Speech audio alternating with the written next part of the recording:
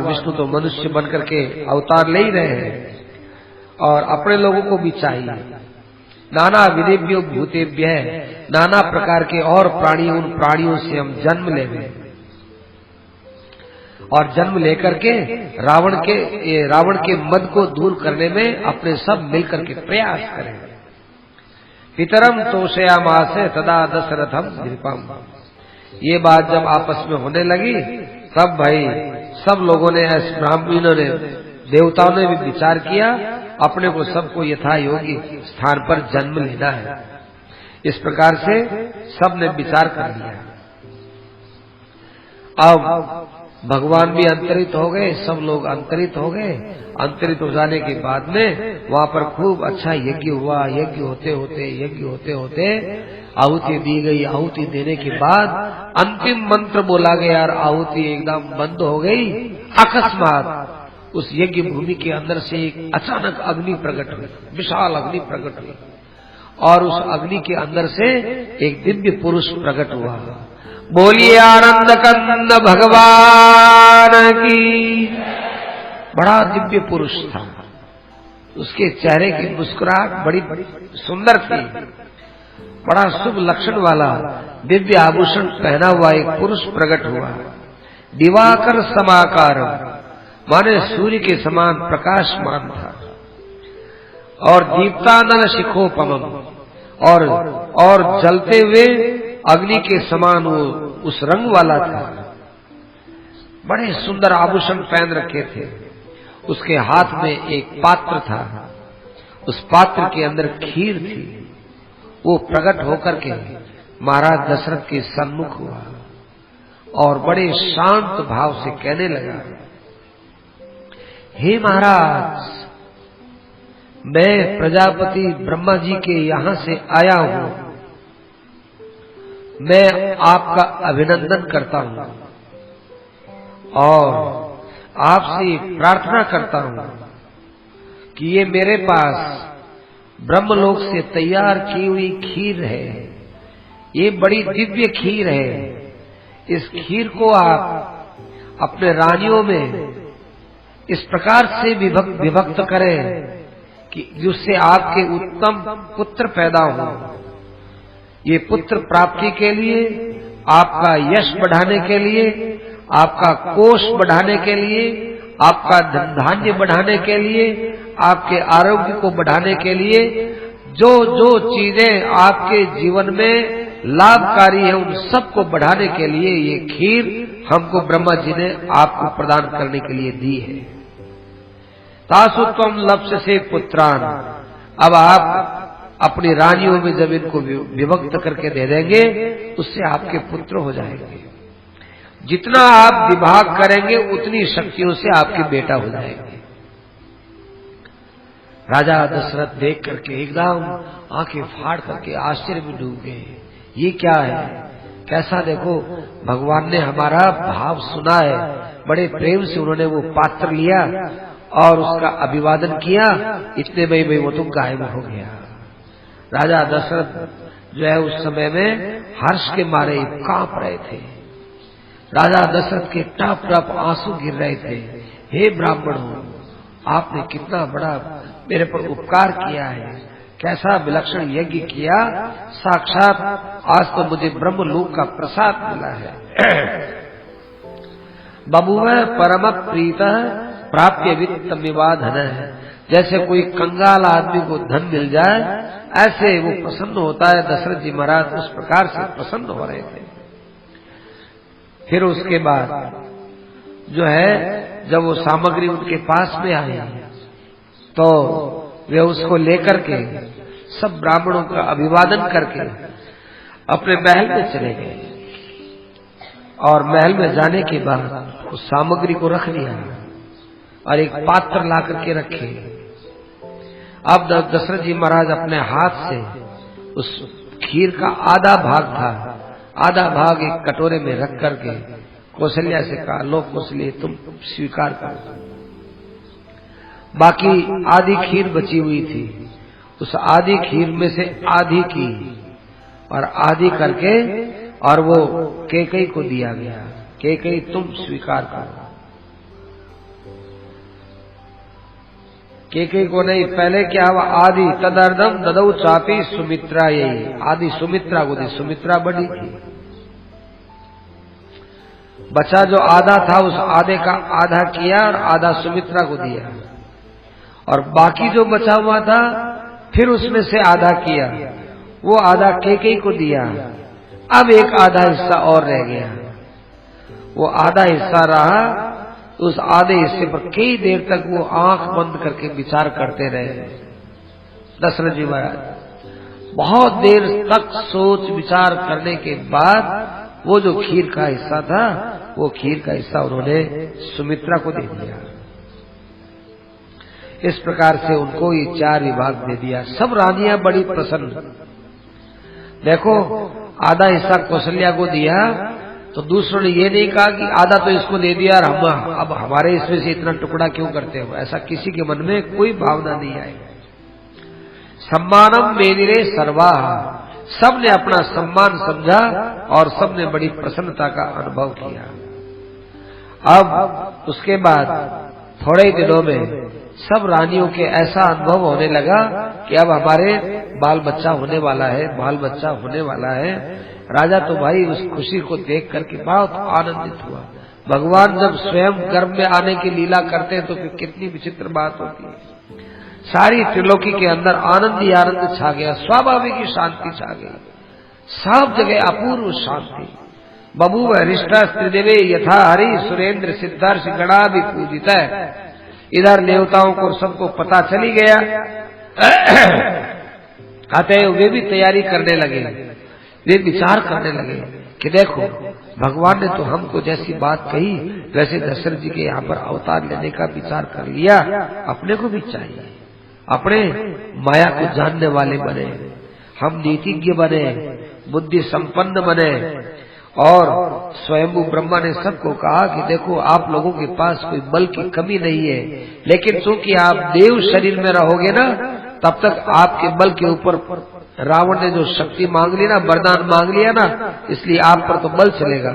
आप अपनी शक्ति को और जगह डालिए, तो कोई बंदरों में जाइए, कोई अप्सराओं से जन्म लीजिए, कोई गंधर्वों के यहाँ जन्म लीजिए, कोई किन्नरों के यहाँ जन्म लीजिए, और सिद्धम हरि रूपेण, सब जगह जाकर के आप एक बादर बन जाइए। कारण कि मनुष्य और बंदर ये दो एक ऐसे प्राणी थे जिन प्राणी से वो कभी डरता नहीं था रावण। अतएव मनुष्य रूप में तो राम जी आ गए, और अब तुम बंदर रूप में आप लोग चले जाओ, जहां जाओ आप बंदर ही बन जाओ। और कहा हे सुनो, अभी एक मेरा बेटा जामवंत है, वो जामवंत पृथ्वी पर है। ये जामवंत एक दिन मैंने उबासी ली, ऐसी उबासी लेकर जोर से उबासी ली, उबासी लेकर के मैंने जोर से सांस बाहर फेंका, उसे जामवंत पैदा हो गया था। उस जामवंत के यहाँ फिर एक वंश चला है, रीछों का इनका एक वंश चला है। तुम में से कई लोग ऐसे हो जो रीछों के वहां पर जाकर जन्म ले, जामवंत को अपना नायक बनाओ, अपना सेनापति बनाओ, ऋषियों के यहाँ पर जाकर जन्म ले, विद्याधरों के यहाँ पर जाकर जन्म ले, चारणों के यहाँ पर जाकर जन्म ले, सिद्धों के यहाँ पर जाकर जन्म ले, और जन्म लेकर के और तुम जो है भगवान विष्णु की शक्ति को बढ़ाओ। अनंत शक्ति वाले हैं, उनको जरूरत नहीं है, लेकिन आप लोगों का कर्तव्य होता है। ब्रह्मा जी की बात सुन करके इंद्र ने कहा अच्छी बात है, हम जन्म लेते हैं। तो इंद्र है, उसने सुग्रीव को जन्म दिया, इंद्र ने बाली को जन्म दिया, और सूर्य ने सुग्रीव को जन्म दिया, बृहस्पति ने तार नाम के बांदर को जन्म दिया, बड़ा बुद्धिमान था। कुबेर ने गंधमादन को जन्म दिया, और विश्वकर्मा ने नल नाम का महाकपि बनाया, जिसने कि सेतु बनाने में काम किया था। अच्छा ठीक, थोड़ी देर बैठो। और अग्नि ने नील को जन्म दिया, और तेजसा यशसा, तेज में यश में और जो है शक्ति के अंदर नील के समान कोई नहीं था। और अश्विनी कुमारों ने महेंद्र और द्रविड़ को जो है उत्पन्न किया। वरुण देवता ने सुषेण को जन्म दिया, और पर्जन्य ने, बदलों ने शर्म नाम का बंदर था, उसको जन्म दिया। और भाई वायु देवता थे, आहा, वायु देवता ने हनुमान को जन्म दिया। आहो, हनुमान के समान कोई बंदा नहीं था, उसका एक एक अंग था वो वज्र के समान पड़ा, वज्र के समान पड़ा, कठोर। और वेदते समो जवे, वेग के अंदर गरुड़ से भी तेज उड़ने वाले थे, बड़े तेज उड़ने वाले। एक बीच में कथा आती है, कथा क्या हुई कि कृष्णावतार में एक बड़ी विचित्र बात बनी। भगवान हो गया, हमारी सत्यभामा को भी अभिमान हो गया, सबको अभिमान बहुत हो रहा है। सत्यभामा को सुंदरता का अभिमान, सुदर्शन चक्र को अपने ताकत का अभिमान, गरुड़ को अपनी वेग का अभिमान। अब इनका अभिमान दूर कैसे हो? तो भाई भगवान ने देखा कि मैं तो अभिमान दूर कर नहीं सकता इनका। तो भगवान ने विचार किया आज हनुमान जी को बुलाया जाए, हनुमान जी सबका अभिमान दूर कर देंगे, चूर चूर कर देंगे। तो भगवान कृष्ण ने गरुड़ जी को बुलाया। गरुड़ कहा, अरे गरुड़, तुम सदा मेरे काम आए हो, जब कभी भी मैं तुम्हारे पर बैठ करके गया तुमने बात ही बात में मुझे पहुंचा दिया। एक काम करो, आज मुझे हनुमान से मिलना है। देखो रामावतार में तो उसने हमारी बहुत सेवा की, लेकिन इस कृष्णावतार में हमारा मिलना नहीं हुआ। तुम गंधमादन पर्वत पर हनुमान बैठा है, जरा उसको बुला लाओ, तुम अपने पीठ पर ही ले आना उसको। अभी लाया महाराज, अभी लाया कि देखो मुझे बहुत जरूरी मिलना है उससे। गरुड़ को भेज दिया, सुदर्शन चक्र को बुलाया। अरे सुदर्शन चक्र, तुम यदि हमारी द्वारका की रक्षा नहीं करो ना, तो ये तरह तरह के राक्षस वगैरह तरह तरह का रूप बनाकर आते हैं, ये हमारी ये द्वारिका इसको कभी नष्ट कर देते थे। थोड़ा सावधान रहना, कोई बंदर के रूप में ही आ जाए कोई राक्षस, और कोई आ जाए, कोई भी आ जाए, सावधान रहना। हाँ महाराज, मेरे रहते में किसकी ताकत है? सावधान कर दिया। इधर सत्यभामा से कहा, सत्यभामे देखो आज मैं हनुमान को यहां बुला रहा हूं, और हनुमान को सीता बहुत अच्छी लगती थी, तो तुम जो है सुंदर तो बहुत हो ही, और सीता जैसी सुंदर हो तो तुम खूबसूरत बन करके और जो है मेरे पास बैठ जाना, हनुमान आएगा तुमको प्रणाम करेगा। ठीक है महाराज। अब वो अपना सुंदरता में श्रृंगार करने लगे। मन में विचार आया कि सीता क्या सुंदर होगी मेरे सामने। चलो, उसने भी अपना खूब श्रृंगार किया, सबको बोल दिया भगवान ने। अब वो गरुड़ पहुंचा, हनुमान जी महाराज तो भाई गंधमादन पर बैठे हुए आनंद के साथ में जप कर रहे थे। राम राघव राम राघव राम राघव पाहि माम, कृष्ण केशव कृष्ण केशव कृष्ण केशव रक्ष माम। राम राघव राम राघव राम राघव पाहि माम, कृष्ण केशव कृष्ण केशव कृष्ण केशव रक्ष माम।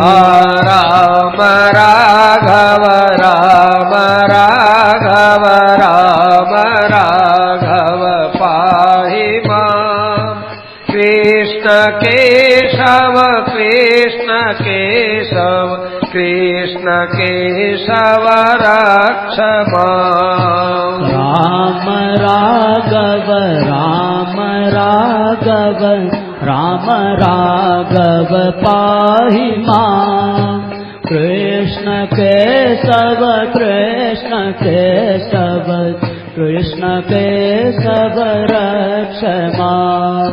गरुड़ जी ने पूछा, आपका नाम हनुमान जी है? हाँ, मैं द्वारिका से आया हूँ, कृष्ण का सेवक गरुड़ हूँ।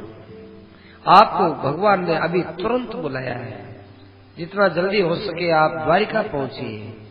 आप जल्दी नहीं पहुंच सकते, इसलिए मुझे भेजा है। आप मेरे पीठ पर विराजमान होइए और द्वारिका पहुंचिए, आपको आदेश दिया है।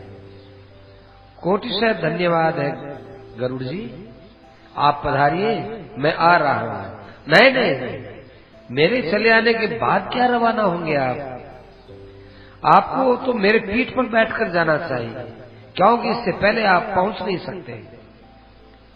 देखिए गरुड़ जी, मैं भगवान के नाम में मस्त हूं। आपसे इतना मैं समय लेकर के उस नाम को रोकना नहीं चाहता हूं। आप पधारिए, मैं आ जाऊंगा। आपका काम तो केवल राम का संदेश मेरे तक पहुंचाना था ना, सो तो हो गया।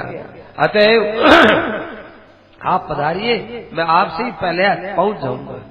क्या बात करते हो आप? ये आप चपलता की बात मत कीजिए हनुमान जी, आप हमसे पहले कभी पहुंच ही नहीं सकते, ऐसी बात कैसे करते हो? हनुमान जी कहा, देखो गरुड़ जी, बहुत देर हो गई, आपको बांधते नहीं है ना। हनुमान जी ने यूं पकड़ के गरुड़ जी को पकड़ लिया, पकड़ के खाक में डाल दिया, खाक में दाव में बैठे रहे। अब गरुड़ जी कहे, छोड़ दीजिए मुझे। नहीं, अब तो आप साथ में चलेंगे ना, तुम हमारे पर चढ़ना चाहते थे ना, तुम जो है हमको चढ़ाना चाहते थे, अब जो है हम तुमको अपने पर चढ़ा के ले जाएंगे। अब हनुमान जी खूब ऊपर गए, ऊपर जाकर के और बड़े तेजी से दौड़े, इतने तेजी से दौड़े गरुड़ स्वयं कांपने लग गया। हनुमान जी, बड़ा वेग है आप में, बड़ा वेग है। हनुमान जी तो कुछ नहीं बोले और द्वारिका पहुंचे। सुदर्शन चक्र वहां चक्र काट ही रहा था। सुदर्शन चक्र चक्र काटते काटते हनुमान जी के सामने आए। कौन हो तुम? अरे भाई, मैं हनुमान हूँ, मुझे भगवान ने याद किया है, मैं आज बड़ा धन्य हो गया, मैं उनके दर्शन करना। कौन हनुमान है? अरे हनुमान हूँ भाई, रामावतार में मैंने उनके चरणों की बहुत सेवा की है, मुझे अंदर जाने दीजिए। कैसे अंदर जाने देंगे? क्या पता तुम राक्षस हो। तो कहा कि अच्छा आप कौन है? मैं उनका सुदर्शन चक्र हूँ, यहाँ की रक्षा के लिए नियुक्त हुआ हूँ, मुझे अंदर जाने दीजिए और मुझे रोकिए मत। मैं दूर से आया हूँ, उनके बुलाने पर आया हूँ, अब तो बस मैं उनके दर्शन करना ही चाहता हूँ। सुदर्शन चक्र नहीं माने, आपको मुझसे युद्ध करना पड़ेगा, इतना समय नहीं मेरे पास। नहीं नहीं, आपको चलना ही पड़ेगा, आपको मेरे से युद्ध करना पड़ेगा। कौन है? ज्यादा वो करने लगा तो हनुमान जी ने अपनी पूंछ का चक्र घुमाया, पूंछ का चक्र घुमा करके, और वो जो सुदर्शन था, सुदर्शन के अंदर अपनी पूंछ ले ली और अपने पूंछ के अंदर सुदर्शन चक्र को यूं घुमाते रहे। वो सुदर्शन चक्र उनकी पूंछ में घूमता ही रहा। घूमते घूमते घूमते भगवान के महल में हनुमान जी महाराज पहुंच गए और पहुंच करके उन्होंने कृष्ण भगवान के चरणों में प्रणाम किया। कृष्ण भगवान को देखते रहे। आहा, आज कितने लंबे समय के बाद आपके दर्शन हो रहे हैं ना। उनके चरणों को अपने छाती से लगाया गया। इस अवतार में आपने आज मुझे याद किया। अरे हनुमान, तुम मर्यादा तोड़ते हो, क्या हुआ महाराज? अरे माँ और बाप दो जब विराजमान रहते हो तो पहले माँ के चरणों में प्रणाम करते थे ना। पहले माँ के चरणों में प्रणाम करो, उसके बाद मुझे चरणों। कौन माँ? ये है ना, सीता ही तो है। सीता नहीं महाराज, सीता जैसा सौंदर्य नहीं, तो काली कलूटी जाने कौन बैठी है। सीता जैसा सौम्य भाव नहीं, सीता जैसा जो है गौरवर्ण नहीं, सीता जैसा भाव नहीं। सीता को देखते ही तो महाराज मेरे मन में एक जो है वात्सल्य भाव से ऐसा उमड़ता था कि जैसे बच्चा माँ के सामने जाकर और ही हो जाता है। मेरा भाव नहीं बदला। मैंने ना कोई दूसरी होगी।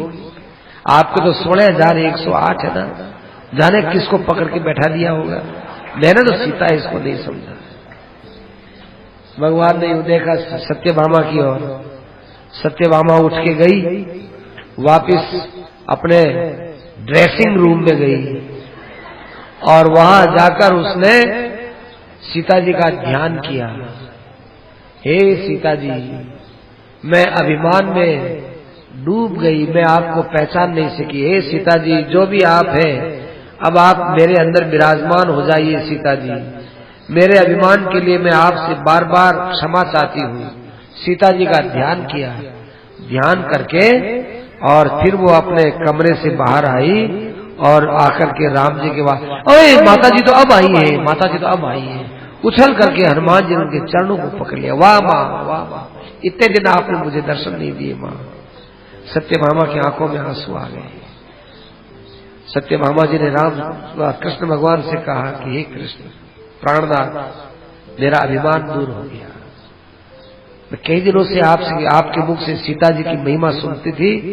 मेरे मन में आता है सीता कोई मेरे से सुंदर तो है नहीं, फालतू गुणगान करते हो। आज मेरा अभिमान दूर हो गया। तो राम जी ने कहा कि देखो सत्यभामा, सीता में अभिमान नहीं था, अतएव तुम्हारा अभिमान दूर हो गया, तुम्हारे में सीतात्व तो प्रकट हो गया।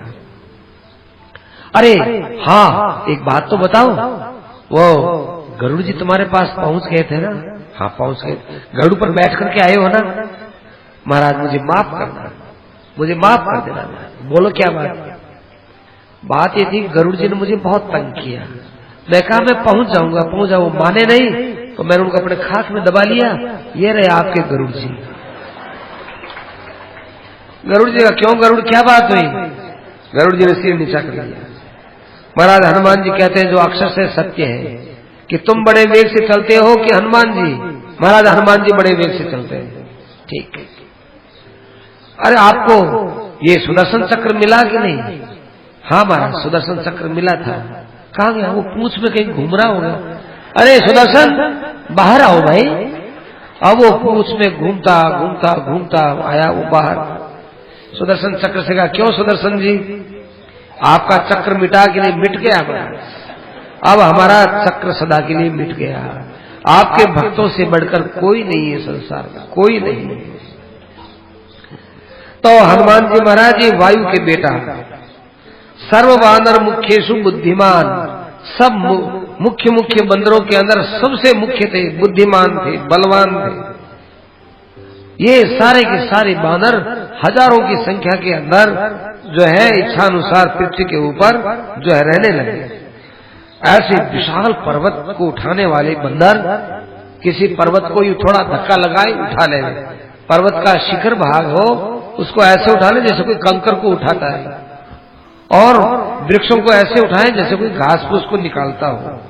इस प्रकार से बड़े बलवान बानर थे। देवता ऋषि गंधर्व इन सब के अंदर इन्होंने जन्म लिया था, और यहाँ जन्म लेकर उन्होंने बहुत नाम कमाया, खूब अपना पुरुषार्थ सब जगह फैलाया। जंगलों में ये रहने लगे, आपस में युद्ध करते थे, अभ्यास करते थे। पर्वत शिखर से दो बंदर आपस में लेकर अभ्यास करें, वृक्षों से लड़कर के अभ्यास करें।